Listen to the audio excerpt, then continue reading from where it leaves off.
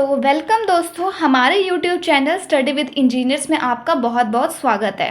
तो कल की वीडियो में हमने equation reducible to exact equation पढ़ा था, जिसमें हमें एक इक्वेशन गिवन होती है और अगर वो एग्जैक्ट इक्वेशन नहीं है तो हम उस इक्वेशन को रिड्यूस करते हैं और फिर उस इक्वेशन को क्या बनाते हैं, एग्जैक्ट बनाते हैं।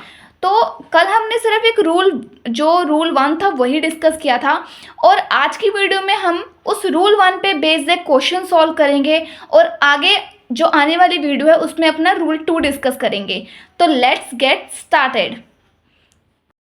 तो आज की वीडियो में हम ये वाला क्वेश्चन सॉल्व करेंगे जो अगेन एक प्रीवियस ईयर क्वेश्चन है जो कि पिछले पेपरों में आया हुआ है। चलो इसको सॉल्व करके देखते हैं, जो कि रूल 1 पे बेस्ड है।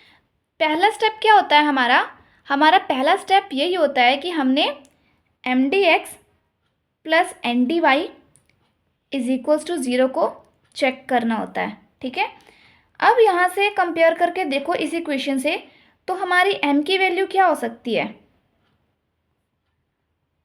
आई होप आपने मेरे से पहले कर लिया होगा ये चीज़, क्योंकि जिन्होंने हमारी पिछली वाली वीडियोस देखी हैं उनके लिए ये चीज़ बहुत आसान हो गई होगी अब तक, तो है ना। तो यहाँ से हम अपनी m की वैल्यू कंपेयर करके निकाल लेते हैं और यहाँ से हम अपनी n की वैल्यू कंपेयर करके निकाल लेते हैं। ठीक है, तो हमारे m की वैल्यू क्या हो जाएगी, 3xy² माइनस 4 क्यूब। n की वैल्यू क्या हो जाएगी, -2x² प्लस xy²। हमने इक्वेशन को बना लिया। अब इसके बाद हमने क्या करना होता है, प्रूफ करना होता है कि जो हमारी गिवन इक्वेशन है वो एग्जैक्ट है या नहीं है। तो उसके लिए हम क्या चेक करते हैं कि हमारा del M over del y del N over del x के इक्वल है या नहीं है, यही चेक करते हैं। तो हम एक बार del M over del Y check कर लेते हैं। डेल एम ओवर अगर डेल वाई चेक करेंगे तो क्या आता है, एम की वैल्यू हमने पुट करी यहाँ पे 3xy² माइनस y³ सॉल्व करके देखो, डिफ्रेंशिएट कर लो पहले। 3xy² minus del over del y y³। ठीक है, इसका डेरिवेटिव निकाल के देखो एक बारी।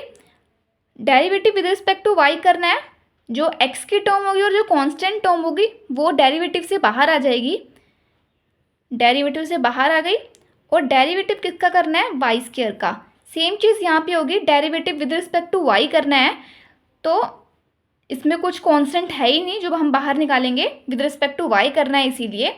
इसके बाद देखो क्या हुआ, मैंने पहले भी बताया हुआ है, अगर कोई ऐसी डिफ्रेंशिएशन होती है, जिसको रूल याद होगा, जिसने पहले की वीडियोस देखी हैं उसके लिए बहुत आसान हो गया होगा ये चीज़, कि जो पावर होती है वो क्या होती है, आगे जंप हो जाती है और इस पावर में से क्या होता है, एक माइनस हो जाता है।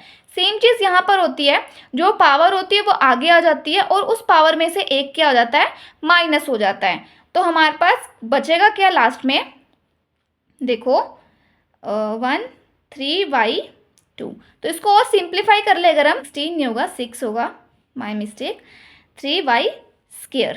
तो del M over del y की वैल्यू क्या आ गई, ये आ गई। Del N over del x के लिए चेक करके देखें एक बारी, तो डेल एन की वैल्यू क्या थी, एन की वैल्यू -2x² प्लस xy² और डेल एक्स। फिर से डिफरेंशिएट कर लो एक बारी, डेल एक्स नेगेटिव साइन बाहर निकाल लिया, 2x² plus del x xy²। ठीक है, इसका डिफ्रेंशिएशन करके देखा तो x वाली टर्म थी तो y वाली टर्म एज अ कांस्टेंट बाहर आ गई, 2x², और इसमें x के टर्म से डिफ्रेंशिएट करना था तो y की टर्म एज अ कांस्टेंट बाहर आ जाएगी।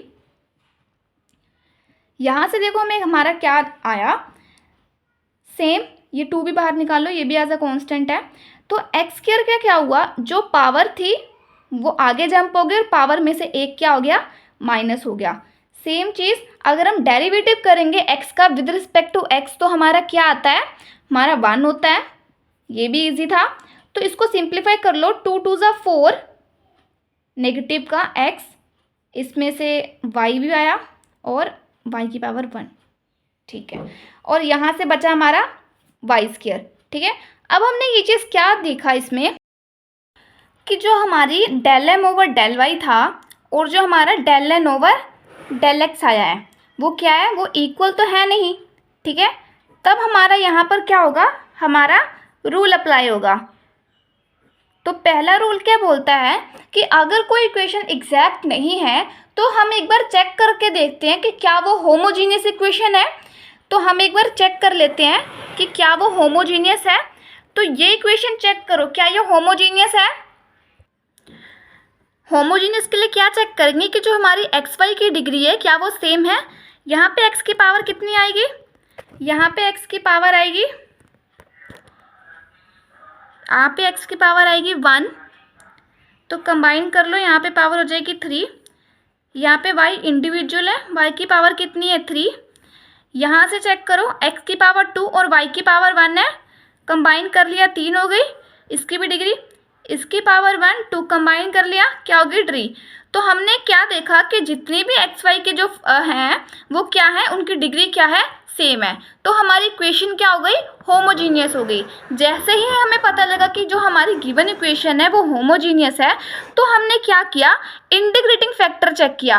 तो कल की वीडियो में मैंने बताया था अगर कोई इक्वेशन होमोजीनियस होती है तो उसका इंटीग्रेटिंग फैक्टर क्या होता है, 1 ओवर mx प्लस ny, यही होता है।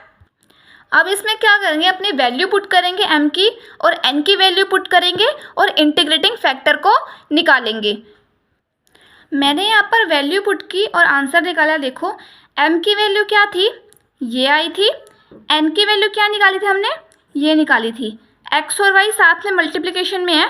सी मैंने क्या किया, पहले इस x को इससे मल्टीप्लाई किया, फिर x को इससे मल्टीप्लाई किया। जब मैंने इसको इससे मल्टीप्लाई किया तो मेरा ये आया, ठीक है, पावर ऐड हो गई ना, पावर ही ऐड होती है। जब मैंने इसको इससे मल्टीप्लाई किया तो ये आया। माइनस की प्लस माइनस का ध्यान रखना एकदम से, ठीक है। जब मैंने इस y को इससे मल्टीप्लाई किया तो इसकी पावर इससे ऐड हो गई तो मेरा ये आया, प्लस माइनस का माइनस।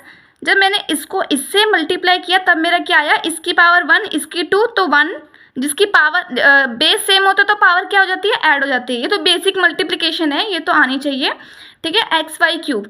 अब इसके बाद मैंने क्या देखा, ये वाली टर्म और ये वाली टर्म क्या थी, एक माइनस की थी और एक प्लस की थी, तो ये कैंसिल हो गया। मेरे पास क्या बचा, 3x² y² minus 2x² y² बचा।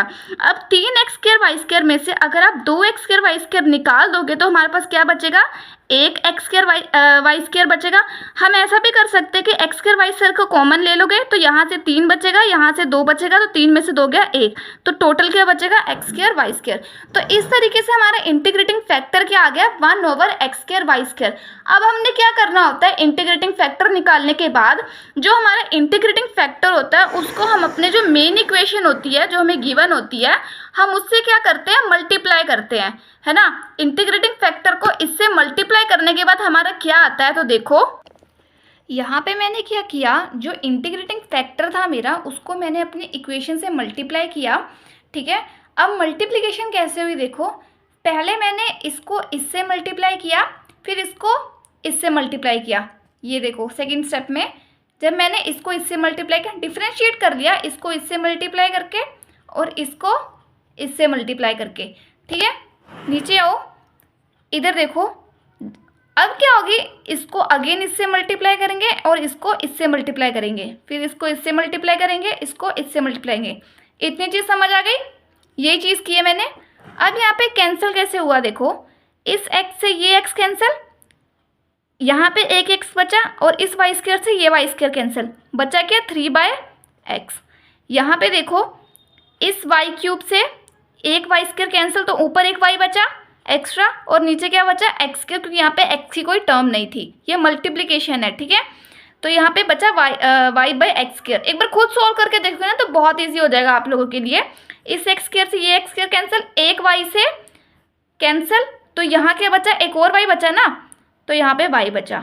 नीचे आ जाए, इस y से इस y, ये y² एक x से ये 2x कैंसिल, तो यहाँ पे क्या बचा, एक x और बचा, तो वो आ गया यहाँ पे।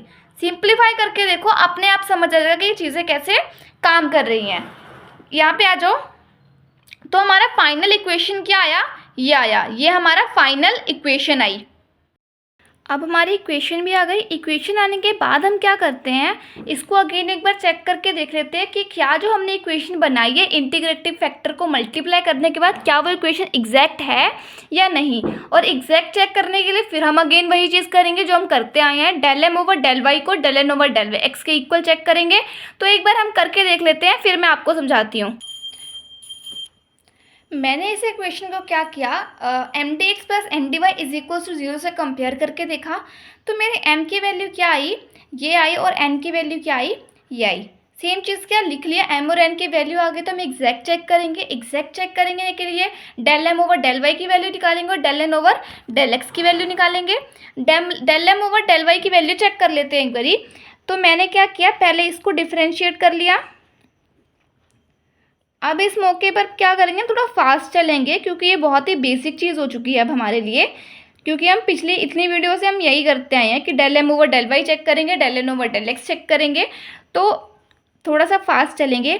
Differentiation with respect to Y निकालनी थी, तो ये पूरी टर्म क्या हो जाएगी, एज अ कॉन्स्टेंट डिफ्रेंसिएशन से बाहर आ जाएगी। तो हमारे पास क्या बचेगा, अंदर 1 बचेगा, क्योंकि कुछ नहीं बचा तो अंदर 1 नहीं बचेगा ना।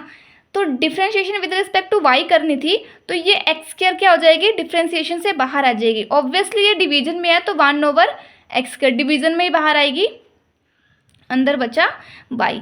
तो यहाँ पर देखो क्या हुआ, डिफ्रेंशिएशन 1 का क्या, किसी कांस्टेंट का डिफ्रेंशिएशन क्या होता है, हमेशा 0 होता है। तो इस 0 ने क्या किया, इससे मल्टीप्लाई कोई पूरी टर्म को क्या बना दिया, 0 बना दिया। Minus differentiation of y with respect to y क्या होगा, 1 होगा। बहुत ही बेसिक हो गया ये चीज़। तो हमारे पास एट लास्ट क्या बचा, negative of 1 over x square. Del N over del x के लिए भी फटाफट चेक कर लेते हैं। Del N over del x के लिए एन की वैल्यू क्या आई थी हमारी, जो हमने इक्वेशन बनाई है इंटीग्रेटिंग फैक्टर कैलकुलेट करने के बाद हमारी एन की वैल्यू ये आई थी। फटाफट इसके लिए भी चेक कर लेते हैं हम। अगेन डिफ्रेंशिएट किया मैंने डेरिवेटिव को, नेगेटिव साइन बाहर ले लिया, प्लस डेरिवेटिव क्या 1 ओवर एक्स का। तो यहाँ पर देखो डेरिवेटिव करने के बाद देखो क्या हुआ, विद रिस्पेक्ट टू एक्स करनी थी, एक्स की कोई टर्म ही नहीं है, तो ये पूरी टर्म क्या हुई, एज अ कॉन्स्टेंट बाहर आ गया डेरिवेटिव से। अंदर क्या बचा हमारे पास, 1 बचा। Same cheese derivative 1 by x का क्या होगा, डेरिवेटिव 1 बाई एक्स का क्या होगा, यहाँ अलग से चेक करो। डेरिवेटिव अगर मैं 1 बाई एक्स का निकालूं, ठीक है, ये एक्स ऊपर चले गया तो हमारे पास क्या बचा, एक्स ऑफ -1, पावर आगे जंप हो गई और इस पावर में से क्या हुआ, एक माइनस हो गया। यही चीज़ होती है ना, यही चीज़ होती है। तो हमारे पास क्या बचा, देखो नेगेटिव ऑफ 2y, डेरिवेटिव क्या होता है, किसी कांस्टेंट का 0 हो जाता है। यहाँ से चेक करो मेरा क्या आया, -2 आया, ठीक है। ये पूरी टर्म क्या बन गई, 0 बन गई, ये पूरी टर्म 0 बन गई ना। उसके बाद देखो क्या हुआ, -x। अब ये पावर क्या है, अगले स्टेप में कर लेते हैं। पावर माइनस में है तो इस पावर को हम क्या ले जाएंगे, डिवीजन में ले जाएंगे। तो ये क्या बन जाएगा हमारा, पॉजिटिव का 2 हो जाएगा, पॉजिटिव का x हो जाएगा।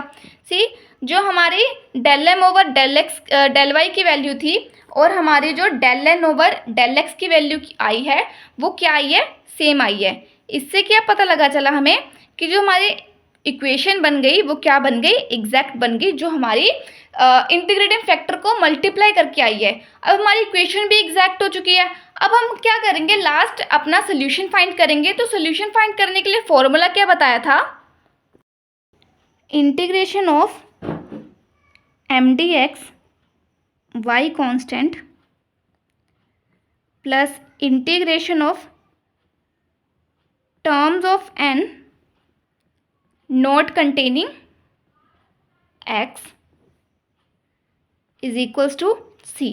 यहाँ से हमारी m की वैल्यू क्या आई है, यहाँ से हमारी m की वैल्यू आई है 3x minus 4x square dx, इसमें y क्या है, कांस्टेंट है, प्लस n की वैल्यू क्या आएगी, चेक करो यहाँ पे n की वैल्यू क्या आएगी, terms of n not containing x। क्या होता है, terms of and not containing x.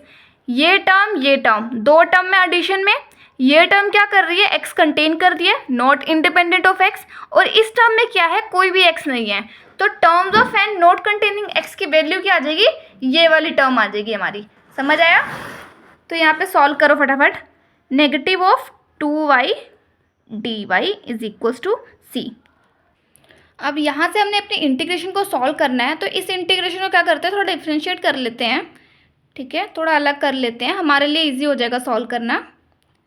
Negative of 4x² dx, इस नेगेटिव साइन को बाहर ले लेते हैं इंटीग्रेशन के, 2/y dy is equals to C.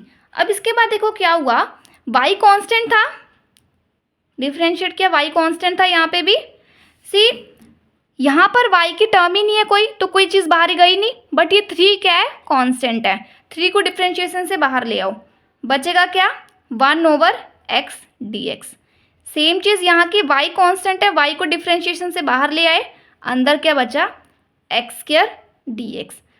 Same cheese 2 constant था, बाहर ले आए इंटीग्रेशन से, dy is equals to C. अब देखो यहाँ पर क्या हुआ हमारा, डायरेक्ट इंटीग्रेशन ऑफ 1/x क्या होता है, फॉर्मूला है ये, याद करना पड़ेगा। डायरेक्ट इंटीग्रेशन ऑफ 1/x या 1/y क्या होता है, log x होता है।